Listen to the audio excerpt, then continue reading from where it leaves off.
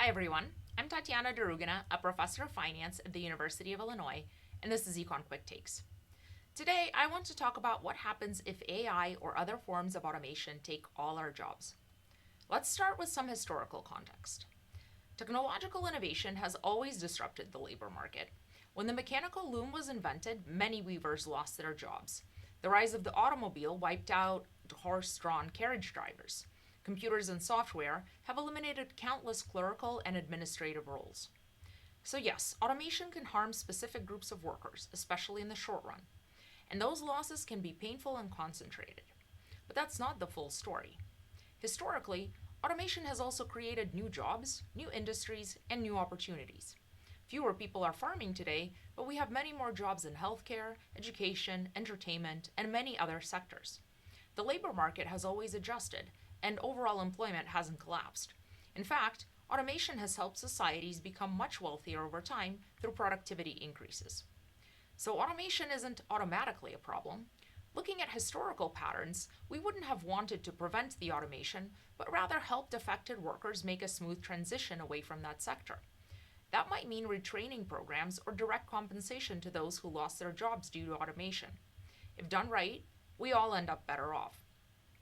But does this mean we should never worry about automation? Not necessarily.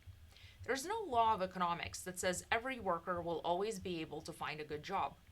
In particular, economics does not guarantee that the market wage will be enough to live on, especially if machines or algorithms can do most jobs better and cheaper than humans. So it's in theory possible for many workers to not be able to earn a livable wage, no matter how hard they try, at least in the short run, following massive technological change. In the longer run, sectoral adjustments may solve the problem, or they may not. But even if it's only a short run problem, it could be an acute one. So, what's the solution? One answer is Universal Basic Income, or UBI. The idea is simple: everyone receives a baseline income from the government, regardless of employment status. The income is not huge, but enough to buy necessities. Critics might say, but won't people stop working?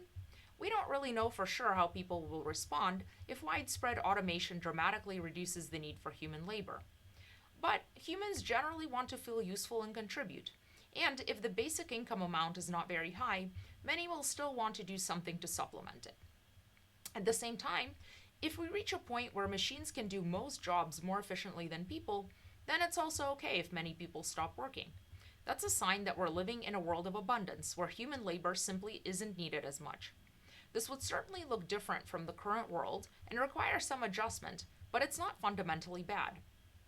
Of course, designing a sustainable and effective UBI takes serious planning.